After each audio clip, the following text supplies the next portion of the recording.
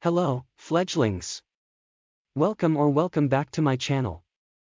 I'm Lemon, but you can call me Soul, and today I'll be talking about animus magic and the implications of peril's pure-bloodedness. Animus magic and fantasy magic in general is a topic I quite enjoy talking about, and I simply couldn't record my voice because of this. My excitement combined with all the background noise made it to where my voice was just too muddled and hard to understand, so I'm having to use text-to-speech. Hopefully I'll be able to voice the next video. So, Peril isn't a hybrid.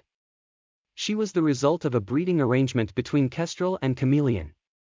During the mating time, Chameleon was using an animus spell obtained from Darkstalker's scroll to make himself appear to be a skywing. During this time, he was a skywing. Some people argue that Peril is a hybrid because Chameleon is a rainwing, but in my opinion that is false. Peril is 100% skywing. This can be seen in descriptions and official artwork of her, in which she is portrayed as an orange fire-scale skywing with gold veins on her wings and blue eyes. Out of all the things she is described as, two of the things stand out and could possibly mark hybridism. She has blue eyes, and she has so much fire she burns anything she touches. Now, blue eyes are a recessive trait, meaning both Kestrel and Chameleon would have to have that trait, or a stored version in their genes, to pass it on to Peril and her brother, but skywings are directly stated to not have blue eyes, so Kestrel couldn't have that recessive gene.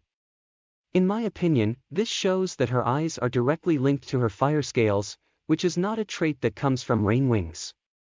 Queen Scarlet immediately knew exactly what to do with her, which implies that fire scales in a repeated occurrence. The way the skywings deal with animus dragons is immediately applied to her and her brother without so much as a second thought.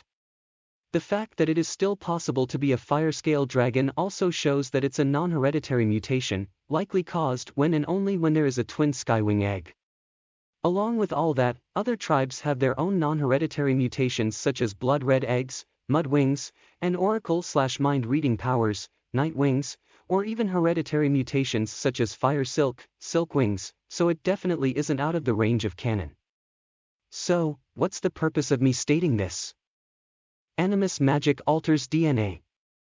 It is not a cosmetic surgery, it changes the very being of the dragon it is applied to. Chameleon was a skywing. Peril isn't a hybrid. Clearsight was brought back to life. Peacemaker is a Rain Knight hybrid. Jerboa 2 and 3 are real full dragons. Animus magic completely and totally changes you. So, how does this affect your royalty in Animus OCs? Animus magic runs in royal families, as does a love for beauty and an urge to keep up appearances. It's definitely not out of line to assume that these royal animuses would use their magic to change their or their relatives' appearances, giving them extra patterning or cool details such as ram horns, special scale arrangements, etc.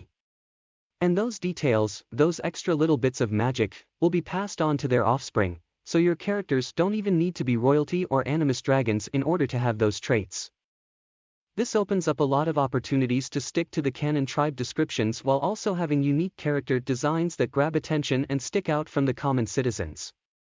You can use this to give your royal families royal-only traits, like Seawing's glowing swirls, or traits used to identify animus dragons early on, like mind-reading tier scales on Nightwings. If you want your pure-blooded Nightwing to have a Sandwing sail but don't want to go into the stories, characters, and other intricacies involved in making a hybrid character, if you want your Skywing to have feathers, or your Rainwing to have glowing scales, or your Seawing to have a tail barb, if you want your Nightwing to have red patterning, or your Royal Icewing to have antlers, or your sweet jumpy Sandwing to have fennec fox ears, this is how you get it. Animus alteration, thousands of years of little spells here and there and thousands of years of hybrids passing on their animus-induced traits to other species. Every once in a while an Icewing can be born with diamond horns, a Sandwing can grow a lion's mane, a Mudwing can have a crocodile scale pattern. You can have unique and compelling designs that stand out without ever leaving the canon of Wings of Fire. In my little OCAU, common animus alterations are additional wings. Pink Sandwings, royal family only, and rainwingy frills on Seawings. Now, some of y'all would argue that the fear of losing your soul would be enough to sway dragons from the thought of using animus magic for such a shallow reason, and I completely agree. But, especially in recent, in-book times, that fear is starting to dissolve. So, yes, if you have an OC who lives 100 years after the whole albatross incident, it's not realistic to give them purely visual animus alterations. But if you have an OC living 200 years after the main book series, there's no reason you can't give them the alterations you want them to have. Along with this, not all animus dragons would have this fear, and even for the ones that do, there are ways they can get around that fear, such as putting all or some of their animus magic into objects such as Darkstalker's scroll. And in a use where animus magic is more prevalent or less feared, extra details like animus alterations add a wonderful little layer of detail and help cement this animus emphasis and prevalence. Of course, you'll have to consider how this will affect the characters with these traits. Is your dragon a relative of an animus dragon, cursed with a trait that gets them outcast and feared, resulting in loneliness and self-hatred? Are they praised and raised above the common citizen for their beautiful rarities, happy for the attention but desperate for a connection outside of I like you because your ancestors made you pretty?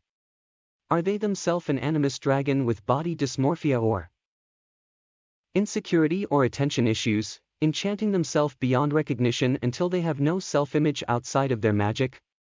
They may feel as if they are above or below the common citizens, or in an entirely separate ranking altogether. You decide. And with that, I'll end the video. Let me know your opinions, subscribe to see more, and leave one nice comment on someone's artwork today.